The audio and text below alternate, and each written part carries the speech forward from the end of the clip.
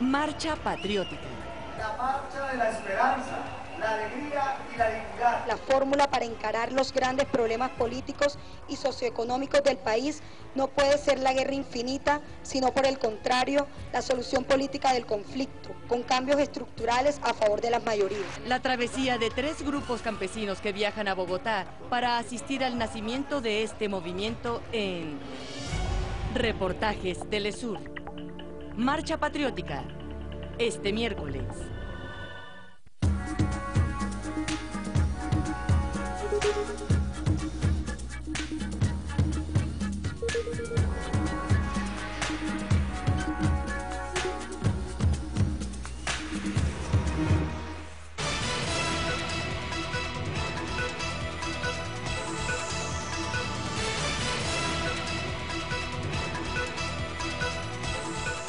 Estos son nuestros principales titulares. Los mineros del carbón llegan al centro de Madrid, España. Cientos de manifestantes exigen al gobierno que revise los recortes en el sector. En Colombia, la Guardia Indígena de Toribío decide tomar el poder de la región para restablecer la paz. La Organización de Estados Americanos culmina la tercera sesión extraordinaria sin decisiones sobre la situación paraguaya. En México, casi 60 muertes se registraron en las últimas 24 horas en 6 estados del país. El enviado especial de la ONU a Siria, Kofi Annan, pide la ayuda de Irán para buscar una solución pacífica al conflicto en Siria. La ampliación de estos y otros temas solo por Telesur, la señal informativa de América Latina.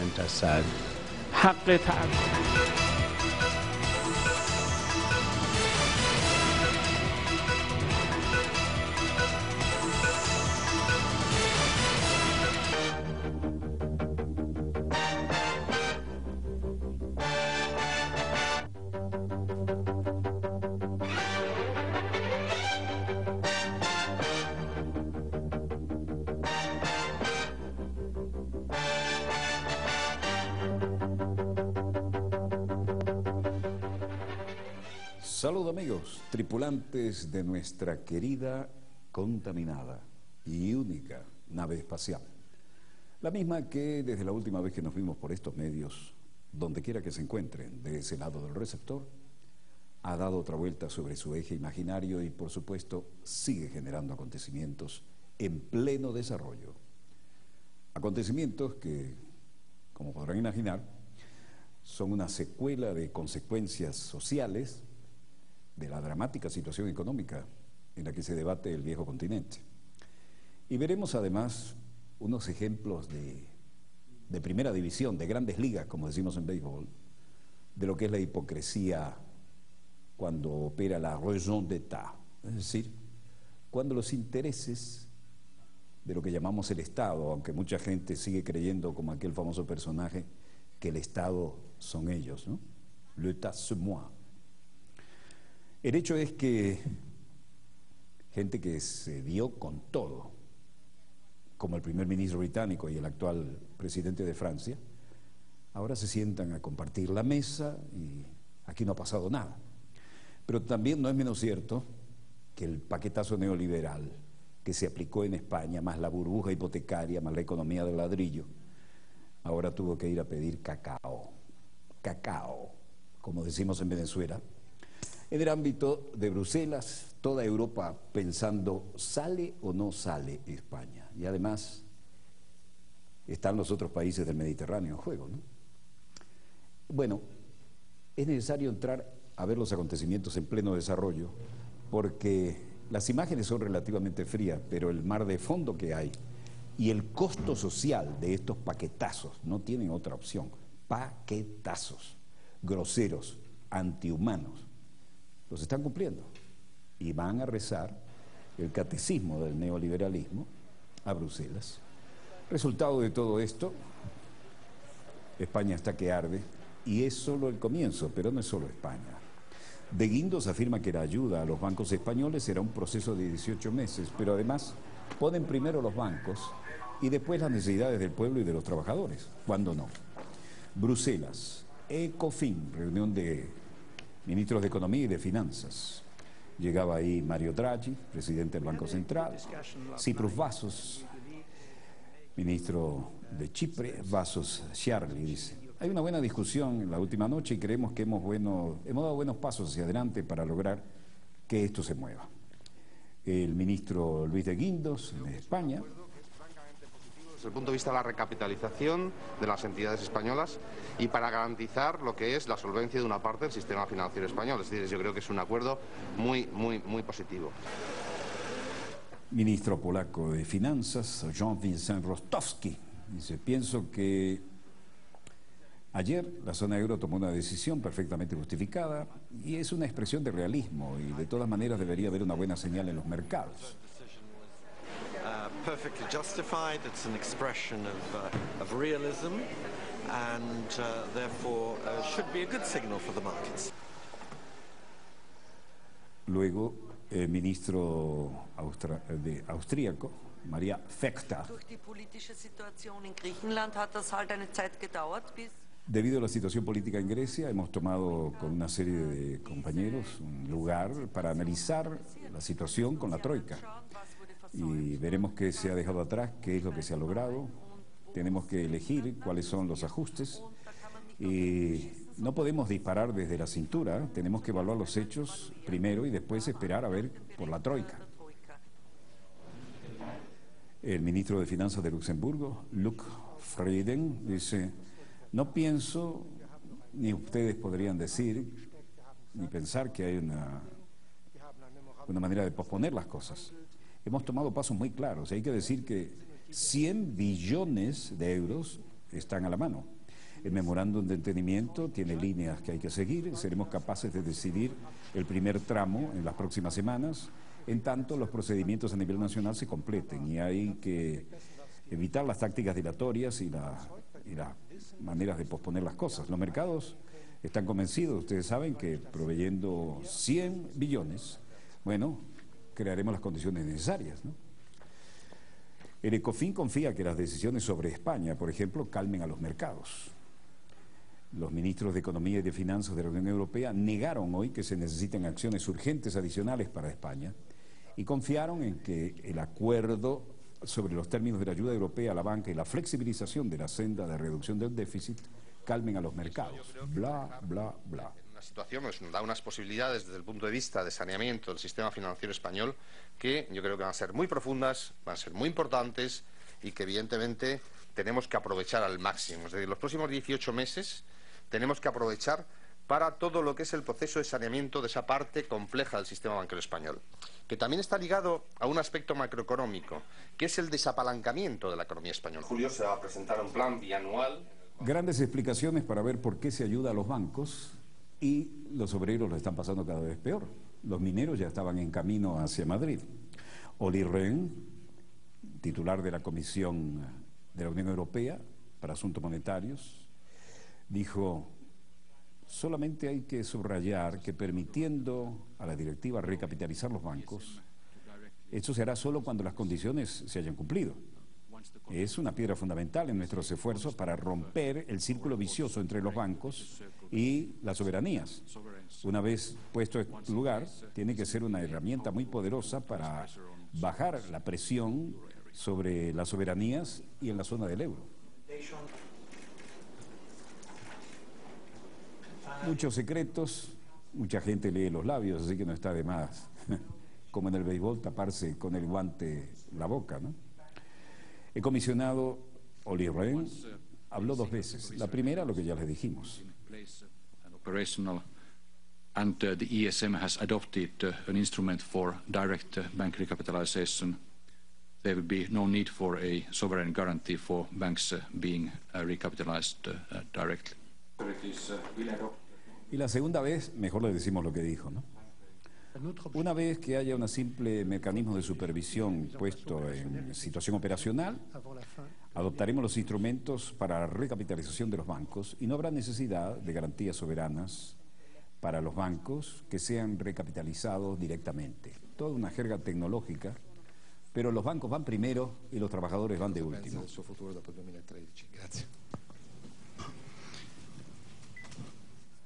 Che ho sempre escludo e che anche oggi escludo di considerare una esperienza di governo, per quanto mi riguarda, che vada oltre la scadenza delle prossime elezioni, che è la scadenza naturale del governo che ho l'onore di presiedere. Mario Monti, siempre hemos excluido, continuaremos excluyendo las consideraciones de la experiencia del gobierno. En lo que a mí concierne, estamos más allá de las próximas elecciones. Es natural que el movimiento haga honor a estas condiciones y nos mantendremos así en el Parlamento. Yo soy un senador vitalicio, por lo demás. Mientras tanto, reunión, miren qué dos. El rey Juan Carlos con Rajoy. Alguien tiene que dar la cara y hacer frente a esto, ¿no? Mario Monti ha expresado en Bruselas el posible interés de su país en hacer uso de las medidas europeas de asistencia a la deuda, reservada para aquellos países que cumplan con las recomendaciones específicas de la Comisión y que no estén sujetas a supervisión externa, es decir, quiere pegarse a una solución al estilo español. Rajoy prepara nuevos ajustes que pagará el pueblo trabajador tras los acuerdos de Bruselas. Además de un primer tramo de ayuda de 30.000 millones de euros para la banca española, los ministros de finanzas de la zona euro tuvieron en cuenta las dificultades del país, que entró en recesión en el 2012, en el primer trimestre, y concedieron a España un año más, hasta el 2014, para que reduzca su déficit público al menos al 3% del Producto Interno Bruto. Desde que la zona euro se comprometió a proporcionar a España una ayuda de hasta 100.000 millones para sus bancos el 9 de junio, el Fondo Monetario Internacional y la Comisión Europea han hecho referencia en varias ocasiones a una serie de recomendaciones, entre comillas, para España. Entre ellas podría estar, y espérenlo, júrenlo, un aumento del IVA, medida que ya solicitó el Fondo Monetario Internacional el 15 de junio, cuando urgió a España a presentar un plan de reformas claro y coherente. Bueno, en eso la cosa es la reunión de Rajoy para el miércoles. Preside el gobierno, debe presentar ante los diputados los resultados de la cumbre europea. Va a haber reducción del sueldo de los funcionarios, reducción de la plantilla de trabajadores públicos, va a aumentar el IVA, en fin, toda una serie típica de paquetazos neoliberales. ¿Y qué pasa? Ahí vienen los mineros.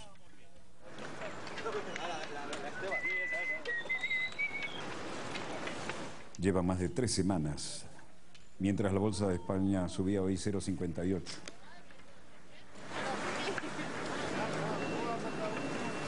Convergen sobre Madrid y en el camino pasan por la Moncloa. Y el propósito de esto es que vamos a defender el puesto de trabajo, porque las cuencas mineras se van a pique. Más de 16.000 o 17.000 personas fuera.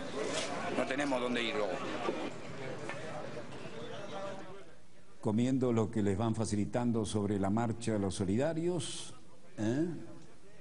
y 19 días caminando, convergen los de todas las comarcas mineras de la nación española.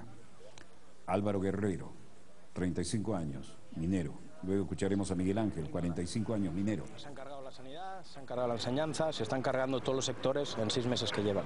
Eso sí, a los bancos los van a rescatar. A los trabajadores está cortando por lo sano, a todos sectores.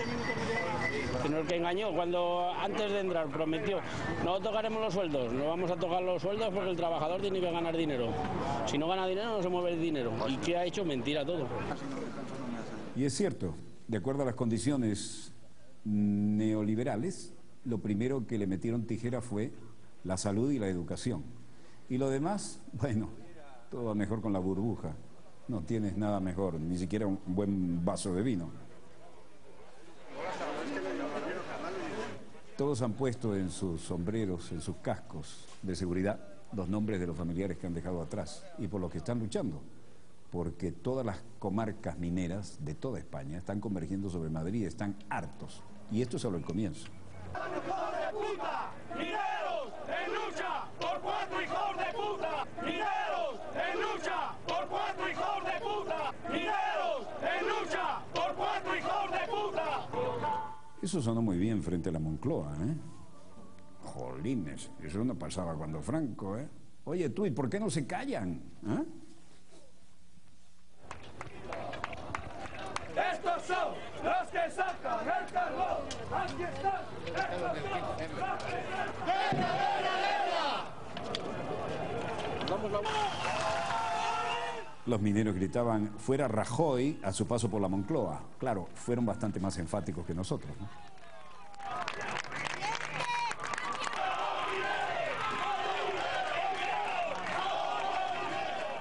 Venían por la carretera de La Coruña, la A6, pasando junto a la sede de la Presidencia de Gobierno y aprovechando para intensificar sus gritos, cánticos y recordatorios a las madres del gobierno.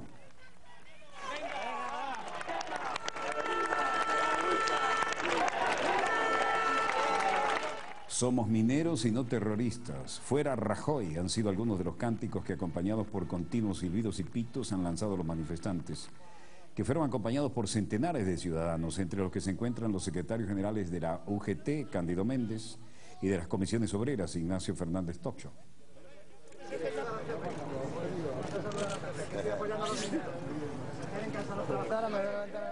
Lanzaron petardos y cohetes voladores. Los vecinos se unieron a la marcha negra, portando camisetas verdes con el lema "Sí a la reactivación de las comarcas mineras", que contrasta con las camisetas negras que han identificado a los mineros en los 19 días de marcha en que han recorrido España. Tiene que arreglarse, sí o sí. No nos queda otra, porque sin minas no tenemos nada, nada de nada, en nuestras comarcas. El sentimiento es muy grande, porque el acogimiento que hemos tenido aquí ha sido enorme, y mañana me imagino que sea más. O sea que tenemos, no sé, es que no se puede describir lo que uno siente entrando a Madrid y teniendo ese recibimiento. Y en medio de esto, Grecia ha tomado como ejemplo la situación de España, la pone como ejemplo para tratar de renegociar su propio rescate. Pero lo de los mineros recién comienza. 19 días caminando, vienen con los pies llagados y con la paciencia en el mínimo absoluto. Look at our privatization program. First of all, we want to bring the program back on track, and then we'll... Yanis Tournaras, ministro de Finanzas de Grecia. Ante todo, quiero poner el programa de vuelta en su camino y entonces buscar una extensión. Queremos poner en curso de tomar decisiones correctas y nadie puede decir que no estamos intentándolo. El alcance de la recesión justifica que, al igual que España ha logrado una extensión, pidamos también para Grecia una prórroga. Pero es muy pronto todavía, señaló Tournaras en una rueda de prensa celebrada durante la reunión de ministros de Finanzas de la Unión Europea, la ECOFIN. Trasladó esta petición a sus socios de la moneda única ayer durante el encuentro del Eurogrupo. Todo el mundo acepta de manera privada que una extensión es razonable, pero esta supone ciertas dificultades que tendrán que ser clarificadas con la Troika. ¿Saben quién es la Troika, no? Los tres tridentes de lo que llevan la mano el diablo: el Banco Central Europeo, la Comisión Europea y el Fondo Monetario Internacional. El ministro heleno afirmó que una prórroga para Grecia sería justa, debido a que Atenas está haciendo todo lo posible por cumplir con las exigencias impuestas por la Troika a cambio del segundo rescate financiero para el país. Respecto a las negociaciones, Tournaras afirmó: discutiremos de una manera abierta todo, en referencia no solo a la posibilidad de que se conceda más tiempo a Grecia, sino también a otras cuestiones. Hemos discutido cómo tratar de encontrar soluciones con la Comisión Europea y el Banco Central Europeo para el verano, señaló el ministro griego de Finanzas. Londres. ¿Quién visita?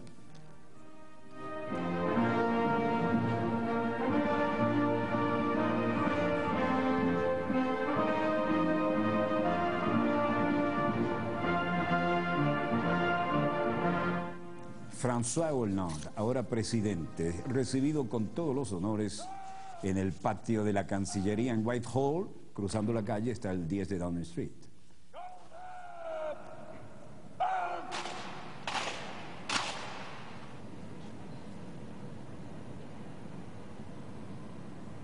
Pase de revista a la Guardia Real en pleno Whitehall no es poca cosa, pero además este es el hombre al cual el primer ministro británico se negó a recibirlo cuando era candidato de la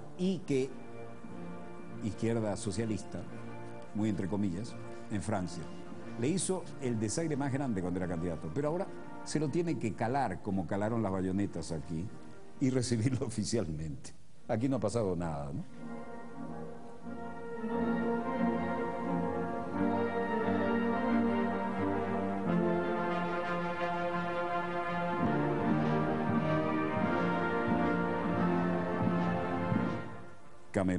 Cameron había criticado la política fiscal de Hollande, quien a su vez cuestionaba la desregulación de la City, el centro financiero de Londres. Otro punto de discrepancia entre los dos políticos es la necesidad de imponer un impuesto a las transacciones financieras en Europa y cómo afrontar la crisis, punto en el que Cameron aboga por restricciones presupuestarias, mientras que Hollande, a quien ahora sí le rinden honores, apuesta por invertir para fomentar el crecimiento.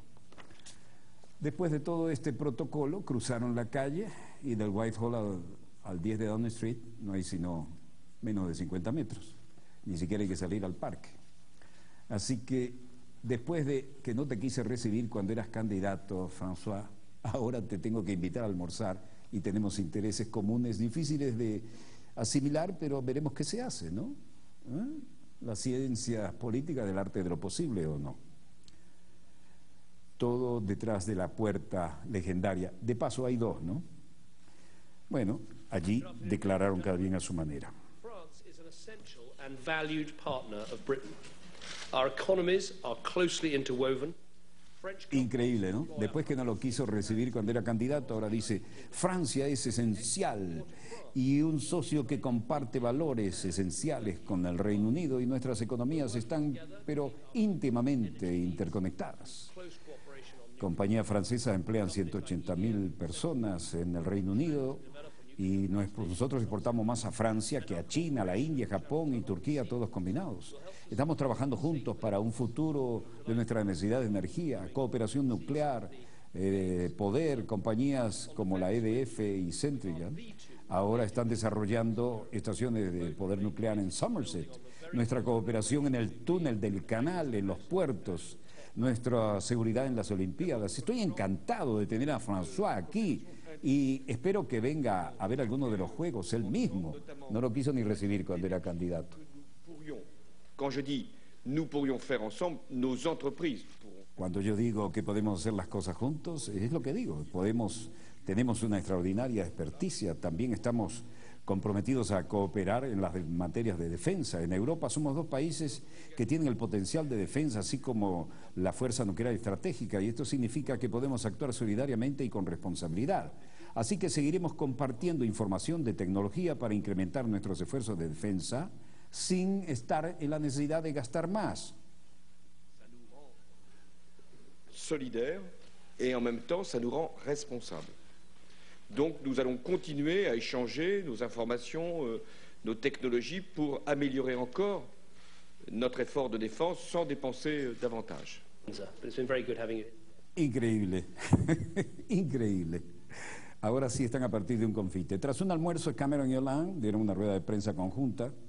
Su encuentro se produce, la que acabamos de ver, ¿no? Se produce después de que el Eurogrupo haya coordinado facilitar a España a fin de julio 30.000 millones de euros para atender las necesidades más urgentes. Hay otros que no comen tanto cuento. En Bruselas, tractores frente al Parlamento Europeo. Los granjeros necesitan, como precio justo, 47 centavos de euro por litro de leche. Y lo demás se expresa solito.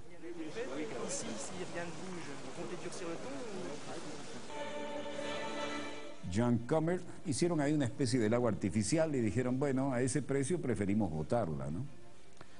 John Comer decía, con este precio por debajo de los costos de producción, esto es crítico para todos los productores de Europa. Mientras que Romuald Schaber, el titular de la Cámara Europea de la Leche, decía, nuestra demanda es un programa para voluntariamente bajar la producción en Europa, lo que significa que voluntariamente produzcan menos, de manera que podamos lograr con un 3% menos de leche en el mercado que los precios suban de nuevo. Mucha gente muriendo por un vaso de leche en algunos países, pero aquí en Europa se dan el lujo de hacer esto.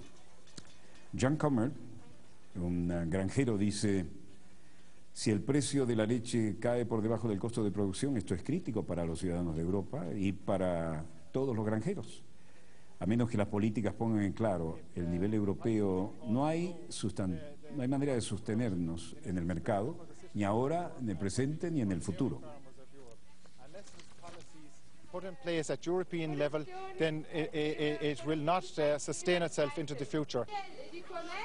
crearon el laguito de leche para protestar contra los bajos precios, y manifestantes de toda Europa, como vieron los colores de las vacas, ¿no?, incluyendo Italia, Alemania, Irlanda y Francia, bloquearon la plaza con tractores y estatuas de vacas pintadas con los colores de la bandera nacional de los Estados miembros. Un granjero se subió encima de un fardo de paja y utilizó la manguera industrial para rociar el contenido de un camión de leche en una improvisada piscina de lona, salpicando a manifestantes, espectadores y también periodistas. El lago de leche pretende simbolizar la sobreoferta del producto del mercado europeo, con los manifestantes haciendo sonar cencerros y denunciando prácticas para reducir gradualmente las cuotas de producción, lo que se traduciría en más leche a la venta y precios más bajos. Los miembros de la Junta Europea de la Leche acudieron a la reunión vestidos con camisas, franelas y gorros de cowboy. Uno de ellos lamentó el exceso de producción, cómo se les pagaba a los pequeños granjeros, provocando los aplausos y los gritos de la multitud. Así las cosas, no parece haber salida ni para esta vaca que se quedó fría, ni para toda la otra que está en la sobreproducción. Debería haber una manera un poco más humana, ¿no? Parece ingenuo lo que vamos a decir, pero en lugar de votarla, podría mandársela a los países que están pasando verdadera situación terrible. Vamos a ver cómo está el mercado. Gracias, señor coordinador. La realidad es esta. Precio del petróleo venezolano estable, $92.87. Precio del barril de la OPEP, $96.92. El precio del Brent del Mar del Norte a la baja, 99,64 centavos. El West Texas en la misma tendencia, 86,28. Medio de esta situación, sube la onza Troy de oro y cerraba hoy a 1.593,40. Ojo, cuando decimos cierre, es nuestro cierre, no el suyo si nos ven diferido, no necesariamente coincidirán. El precio del cobre subía 7.595 la tonelada, igualmente el quintal de café, 183,15, y el precio del euro, palo abajo, como decimos en Venezuela, 1,22 frente al dólar estadounidense. Y esto es solo el comienzo, la situación luce muy crítica. 2 minutos antes del corte entregamos a Máster y volvemos con más acontecimientos en pleno desarrollo. Ya volvemos.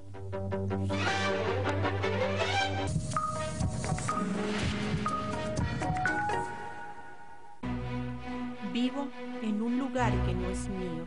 Tengo años sin ver a mi familia, a mis hijos. Trabajo en oficios que todos desprecian. Yo vivo entre fronteras.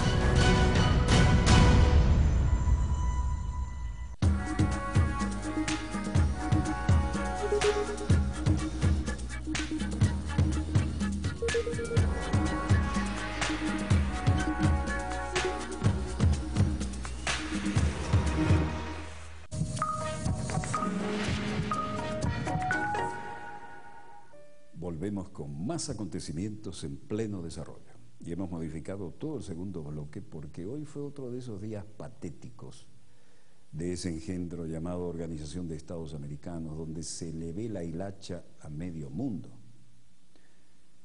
Resultado, hoy había que presentar el informe por parte del señor Insulza sobre la situación en Paraguay. ¿Alguien tiene alguna duda de que en Paraguay hubo un golpe de Estado y que aquí aplican todos los correctivos de esa organización también definida alguna vez por Fidel y por la propia Cuba como el Ministerio de Colonias del Imperio? ¿Alguien tiene alguna duda que Lugo era el presidente constitucional y ya no lo es? Claro, ¿alguien tiene alguna duda de que quieren una base aquí, los Estados Unidos, el centro geopolítico de toda el área y donde está además el acuífero guaraní, es decir, agua potable como en pocos lugares del mundo? ¿Cómo se refleja eso en la tristemente célebre Organización de Estados Americanos? Bueno, con un Insulza como secretario general la cosa resultó bastante insulsa. La delegación que mandaron a Paraguay, Canadá, Estados Unidos, México, Honduras y Haití. El informe presentado hoy. Bueno, todos los países con una línea mínimamente progresista hicieron sentir su opinión, de una manera o de otra. Hemos modificado todo el segundo bloque para tratar de darles una perspectiva de lo que ocurrió allí y cómo cada quien jala agua para su molino, pero además veamos los acontecimientos en pleno desarrollo. Y después veamos la posición de Venezuela a través de nuestro representante permanente, el ex canciller y embajador Roy Chatterton Matos. Presidía el Estado Plurinacional de Bolivia y presentaba insulso su informe contra el pronunciamiento del Senado y anunciaron que llevarán el caso ante las instancias pertinentes del Sistema Interamericano de Derechos Humanos. Lo que se busca con ello, según indicaron los abogados, es anular el fallo del Senado que tendría el vicio insanable de no haberse pronunciado sin dar al presidente acusado la oportunidad de ejercer la legítima defensa. Tercero, a pesar de sus duros calificativos, el presidente Lula citarlo, comillas, aunque esto haya sido torcido, me someto a la decisión del Congreso y estoy dispuesto a responder por mis actos como exmandatario, cierre comillas. Abre comillas, este ciudadano respondió y seguirá respondiendo a sus compatriotas. Hoy me despido como presidente, pero no como ciudadano, cierre de comillas. Más tarde el presidente retrocedería en esta aceptación y llamaría a su destitución como presidente. Si bien ello podría ser resultado de algún fallo judicial, en el acto mismo provocó un efecto, cual fue el de instalar como presidente, de acuerdo a la Constitución, al vicepresidente Federico Franco. Cuarto, las autoridades en funciones y los actores políticos y sociales del país, en su mayoría, expresaron el firme deseo de cumplir con el calendario electoral definido por el Tribunal Superior de Justicia Electoral en enero de 2012, que fija la fecha de la elección de presidente y Congreso para el día 21 de abril del próximo año. Ello significa que dentro de un plazo de 10 meses, Paraguay habrá elegido autoridades dotadas de plena legitimidad democrática. Es decir, corremos la arruga y aquí no ha pasado nada. Bien, muy bien. Y a esos órganos principales les corresponde pronunciarse sobre estas circunstancias. Segundo, fortalecer la gobernabilidad de Paraguay en el periodo de transición hacia las elecciones de 2013, promoviendo el diálogo político y apoyando las reformas legales que puedan ayudar a evitar nuevas crisis. Tercero, asegurar un proceso electoral participativo y transparente, evitando que lo ocurrido dé lugar a represalias o exclusiones. Para el cumplimiento del primer objetivo, es necesario esperar las decisiones de la Corte Suprema de Justicia que deben producirse en estos días, y luego las decisiones del presidente Lula y sus abogados acerca de su anunciado propósito de recurrir a la Comisión y la Corte Interamericana de Derechos Humanos. Esperamos que puedan expedirse en esta materia de la manera más rápida posible. Para cumplir el segundo y tercer objetivo, la Secretaría General considera altamente conveniente el despliegue inmediato de una misión que acompañe el proceso conducente a los comicios de abril de 2013, facilite el diálogo político e informe periódicamente al Consejo Permanente. Esta misión, que esperamos sea aceptada por las autoridades de Paraguay, tendría por objeto, dentro del proceso de fortalecimiento de la gobernabilidad, observar desde ahora el respeto a las garantías necesarias para que todos puedan competir en igualdad de condiciones, que no haya represalias contra el presidente Lula y sus seguidores y que se impulsen a través del diálogo político los ajustes de algunas normas sobre la eventual realización de juicios políticos con reglas de juego más precisas y predecibles en sus etapas. Algunos organismos regionales, cuyos países integrantes son todos también miembros de esta organización, han ya adoptado medidas en contra del gobierno de Paraguay. Consecuentemente, algunos de estos países han propuesto también suspenderlo de su participación en la OEA, aplicando para ello los artículos 20 y siguientes de la Carta Democrática Interamericana. Respetando plenamente esas decisiones y sin entrar a debatir su fundamento, estimo que la adopción por parte de la OEA de una medida similar no contribuiría a alcanzar nuestros objetivos. Al contrario, Implementar esos objetivos, incrementando la presencia activa de los órganos de la OEA, evitaría aumentar las divisiones en el seno de la sociedad y el sistema político paraguayo y causar sufrimientos innecesarios al pueblo de ese país. No olvidemos además que existe una situación de normalidad política, social y económica que es conveniente preservar. La suspensión en la OEA conllevaría altas implicaciones económicas para el país, dado el impacto directo de la decisión en otras instituciones del sistema interamericano y de manera indirecta en otros aspectos del sistema internacional y en la vida económica y financiera del país. Algunos países han propuesto convocar a una reunión de ministros de Relaciones Exteriores para considerar la situación de Paraguay. Considero que una discusión de ese nivel podría permitir la búsqueda de salidas constructivas. En tanto se tenga presente que el punto de unión de todos los países miembros es el fortalecimiento de la democracia en Paraguay y por ende en la región. En función de ese objetivo, más que impulsar sanciones, deberíamos unirnos en torno a un enfoque que privilegie el apoyo de la organización para la realización de diálogos con visión de mediano y largo plazo y que involucren a los actores políticos paraguayos en la superación de la situación actual. Tenemos en esta organización los instrumentos eficaces para ayudar a obtener estos fines. La propia Carta de la OEA da como mandato el promover y consolidar la democracia representativa. La resolución 1080 de 1991 abre un amplio abanico de medidas posibles que puedan comenzar a ser acordadas ahora y complementadas progresivamente en el futuro. Y la Carta Democrática Interamericana, que contiene un conjunto de objetivos y principios en los que todos concordamos. Pero todo ello supone una OEA que esté dispuesta a ser activa en el futuro de la democracia paraguaya y disponga de los espacios necesarios para actuar. Muchas gracias, señor presidente. Si esto no es una forma de justificar el golpe de Estado en Paraguay, díganme qué es. Y es el secretario general de la Organización de Estados Americanos. Diego Pari Rodríguez, embajador de Bolívia ante la OEA, preside.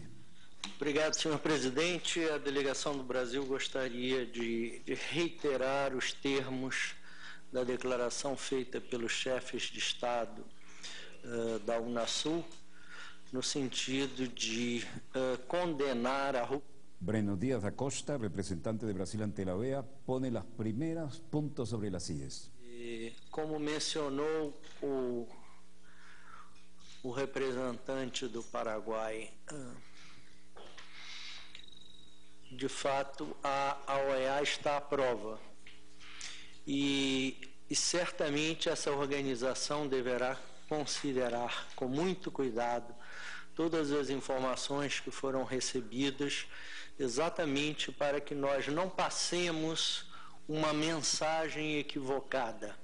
Essa organização tem a obrigação de defender a democracia e nós não podemos passar uma mensagem no sentido de autorizar que qualquer quebra da ordem democrática seja considerada como algo trivial.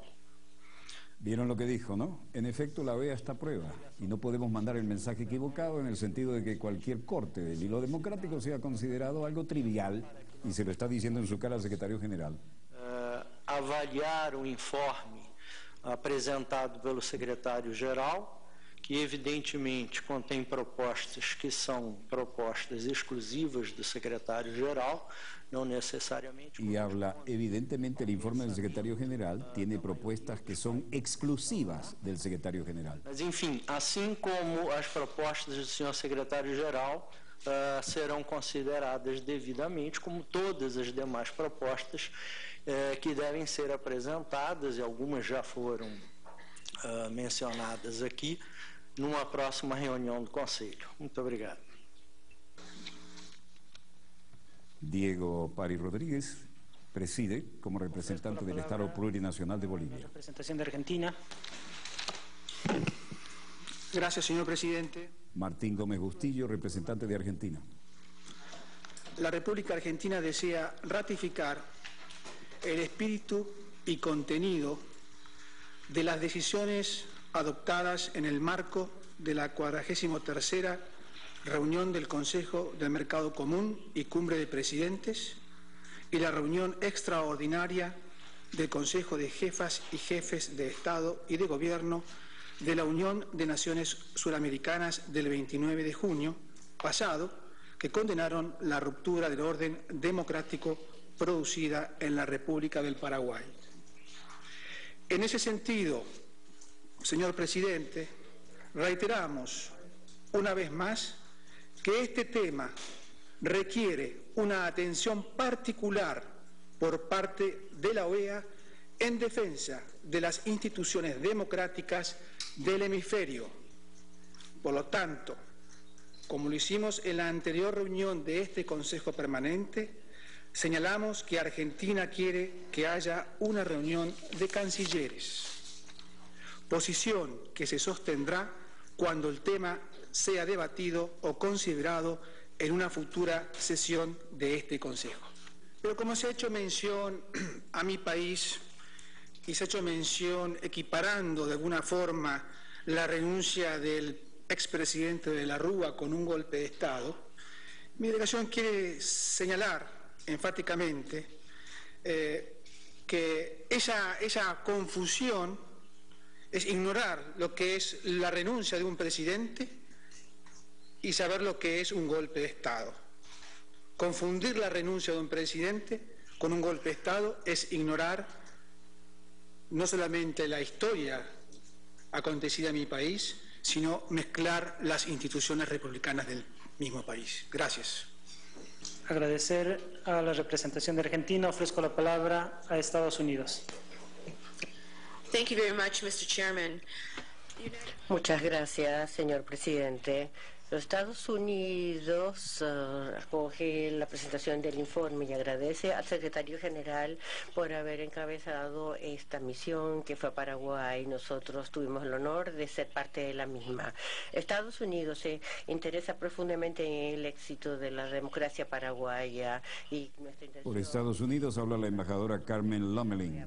Al Estado de Derecho y pleno respeto para las instituciones democráticas, así como los procesos democráticos en Paraguay. Como se dijo al principio de esta consideración sobre este asunto, pensamos que es importante que todos los Estados miembros tengan los hechos sobre los sucesos en Paraguay antes de tomar cualquier decisión o emitir algún juicio que pudiera afectar a Paraguay o a su pueblo. Por nuestra perspectiva, es prematuro considerar elevar esto a entre superiores de la organización, repasemos el informe, hablemos sobre el informe y luego tomemos una decisión informada. Mi gobierno leerá con mucha atención este informe y tendremos una reunión del Consejo Permanente a la fecha más pronta disponible para considerar sus contenidos. Muchísimas gracias, señor presidente. Agradecer a la representación de Estados Unidos. Ofrezco la palabra a Canadá. Thank you very much, Mr. Chairman. Muchas gracias, señor presidente. También quisiera agradecer al secretario general por su informe de esta mañana. Habiendo tenido el honor de participar en esta misión en Asunción, nosotros estamos de acuerdo con el contenido de este informe, así como su altísima calidad en las observaciones que plasma. También es importante considerar que la OEA se tomó el tiempo de enviar una misión para poder estudiar los hechos a Paraguay. En realidad, claramente hubo mucha información que tenía que ser recabada y muchas opiniones que tenían que ser contempladas, y pienso que es una marca de la credibilidad de esta misión, de que tomó un enfoque equilibrado para poder recabar todo tipo de información. También quisiera reconocer la bienvenida, la acogida y la apertura que recibimos por una gran diversidad de actores políticos y sociales que hay en Paraguay. Recibimos plena cooperación y la apertura de muchos perspectivas en todo el espectro político. Y esto fue verdaderamente algo que recibimos con gran satisfacción para poder recabar estos datos. También me parece que este informe del secretario general es equilibrado, es ponderado y merece ser estudiado más a fondo por los miembros de este Consejo Permanente. También quisiera recordarles que el propósito es asegurar la paz, la estabilidad y el Estado de Derecho en todo el hemisferio. Y siguiendo con ese espíritu, nosotros alentaríamos que se haga un enfoque muy equilibrado y balanceado cuando la organización vaya a contemplar y a ponderar el informe presentado por el secretario general. Entonces nosotros queremos reducir las tensiones en Paraguay y en realidad no quisiéramos hacer nada que vayan a agudizar las divisiones políticas que puede haber en el país. Entonces, señor presidente, alentaría como una organización colectiva que nos tomemos el tiempo para estudiar este informe, que nos tomemos el tiempo para consultar con nuestras capitales, que sostengamos reuniones informales entre nosotros y que luego nos volvamos a reunir para seguir entonces considerando lo que yo considero una contribución valiosa de la Secretaría, considerando todos los sucesos en Paraguay. Muchísimas gracias. Es decir, seguimos corriendo la arruga y toda Norteamérica, Canadá, Estados Unidos y México tocan en la misma nota. Quiero iniciar dando mi agradecimiento al secretario general por el informe que nos ha presentado, un informe que es completo, un informe que recoge los hechos de la misión que él encabezó y en el cual tuve el privilegio de formar parte y que me permitió en lo personal conocer de primera mano la situación prevaleciente en Paraguay. Pero como bien lo apunta el informe del secretario general, todas las delegaciones, incluyendo aquellas de los países que participamos en la misión, necesitamos que nuestras autoridades le den una cuidadosa lectura y análisis con el propósito de que podamos pronunciarnos sobre el informe y sobre el curso a seguir. No obstante, señor presidente, sí quisiera yo resaltar dos hechos fundamentales. El primero, el hecho de que el informe del secretario general contiene conclusiones y recomendaciones muy concretas que estimo deberían de ser parte de nuestro análisis y debida consideración en capitales. Y segundo, también tener en cuenta el pronunciamiento hecho por el embajador Hugo Sagier en el sentido de expresar la voluntad de su gobierno de acoger las recomendaciones que formula el secretario general. En suma, señor presidente, queremos nosotros resaltar lo que ha dicho ya el secretario general, y es el hecho de que esta organización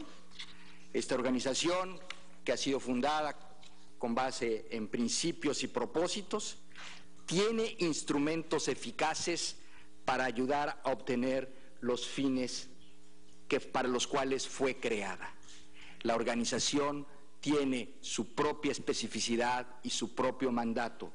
La organización puede hacer una contribución al fortalecimiento democrático del Paraguay y constituirse en un auténtico valor agregado.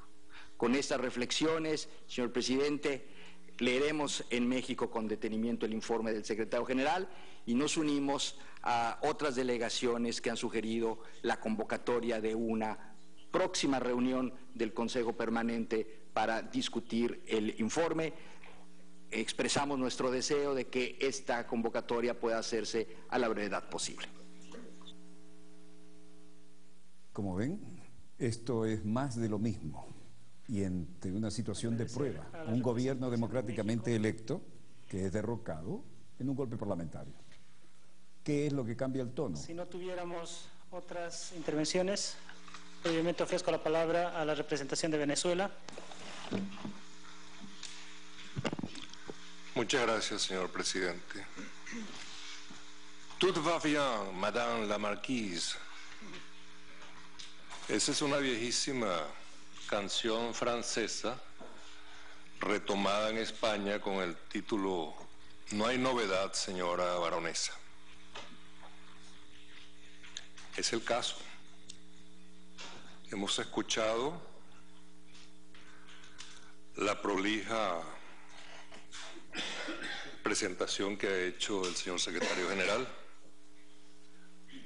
Prolija, pero sin novedades. Todo cuanto nos ha referido ya lo sabíamos por la prensa paraguaya e internacional, y escuchando a las partes que han opinado o actuado en este golpe de Estado parlamentario. Pero qué curioso mundo. Si hay novedad, señora baronesa, en Rumania, donde un gobierno de izquierda, un gobierno mayoritario, con un respaldo legítimo en el Parlamento, ha emprendido acciones para la defenestración del presidente de la República Rumana. Y la curiosidad está en que autoridades del norte de Europa y del norte de América han expresado su preocupación por este proceso que se está llevando de acuerdo con la Constitución rumana, dentro de los plazos establecidos y además con la previsión de un referendo para consultar al pueblo rumano. Esta indignación septentrional contrasta con la tibieza o la abulia meridional al tratar el problema de Paraguay, donde un Congreso, en violación flagrante del debido proceso, en una decisión llena o impregnada de vicios del consentimiento, da un golpe de Estado que fue causante de inmediato de decisiones severas del vecindario más concernido. Estoy pensando en Mercosur y UNASUR. UNASUR condena y Mercosur suspende, precisamente porque hay un consenso sobre la naturaleza perversa de la jugada constitucional, entre comillas, golpista ocurrida en Paraguay. Curioso mundo donde, sin que a nadie le llame la atención y con una visión teleológica impresionante, poderes mayores ya van procurando la instalación de bases de operación y militares en el sur del rico y bien provisto continente suramericano. La militarización de las Malvinas no es un accidente, tampoco es un accidente la visita de un grupo de generales de un país del norte de este continente para arengar a su manera a sus colegas militares en ese país, sin descartar, por supuesto, la curiosa intervención de un senador paraguayo que invita a la instalación de una base militar foránea en el Paraguay, es decir, en el mero corazón de la América del Sur. Estas coincidencias, por supuesto, no llaman la atención del señor secretario general ni de esta institución que es la OEA, siempre tibia, a veces fría. Es como si fuera una sopa de cebolla fría sin la costra de queso derretido. Y bueno, es tema que vamos a debatir en los próximos días, donde los países de UNASUR, por cierto, seguramente habrá habido alguna razón explicable, no la llamaría válida, para que esta comisión no contase con ningún país miembro del UNASUR, y más bien pareciera que la OEA no se inclina a incluir a delegaciones de gobierno de izquierda en comisiones que van a procurar investigación. En todo caso, se ha gastado una enorme suma de dinero cuando, comprando los periódicos del día, inclusive de las 2 o 3 semanas, nos habría costado probablemente menos de $100, más el café, quizás cerca de $100 en los gastos que contrastaría con esto, pero en todo caso, recordando esa canción francesa y española que mencioné al principio y que se refiere a cosas que están sucediendo y que no le son contadas a la señora baronesa, así que debo cerrar diciendo, no hay novedad, señora baronesa.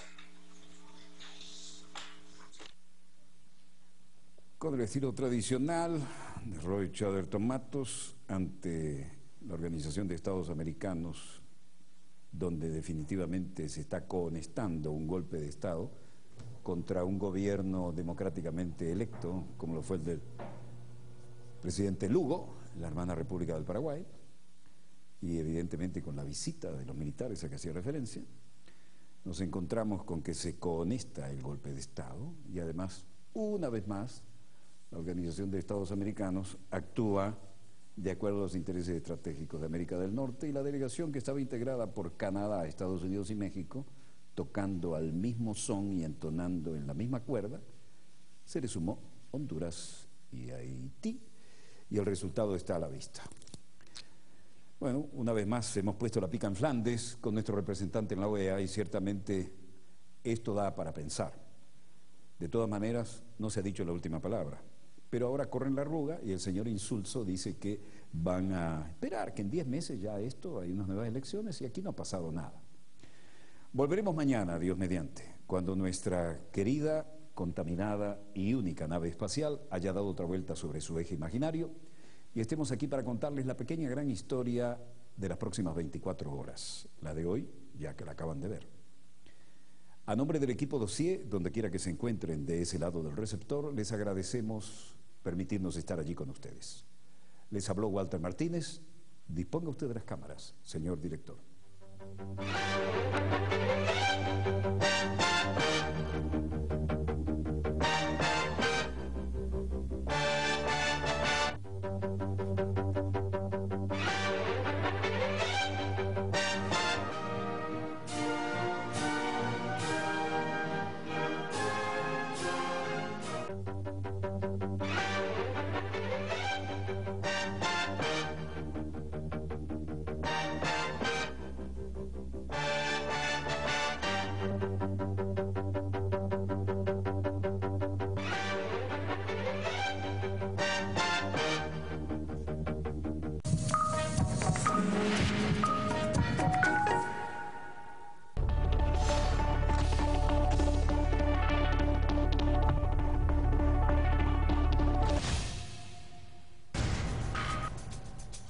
¿Cómo se convierte un suceso en noticia?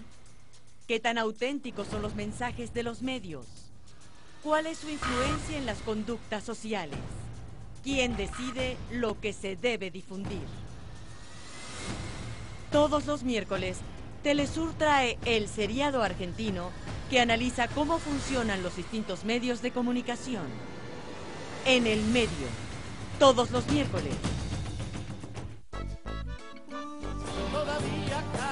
Canciones de protesta reflejan la realidad de una sociedad, su vida, sus luchas, el ansia de libertad.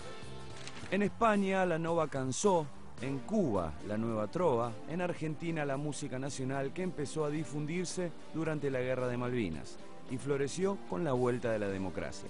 En definitiva, parece haber hilos conductores, denominadores comunes. Murió el poeta lejos del hogar, me cubre el polvo de un país vecino. Al alejarse... Quinta temporada de estrenos. MP3, Gira Latina. Canciones de protesta.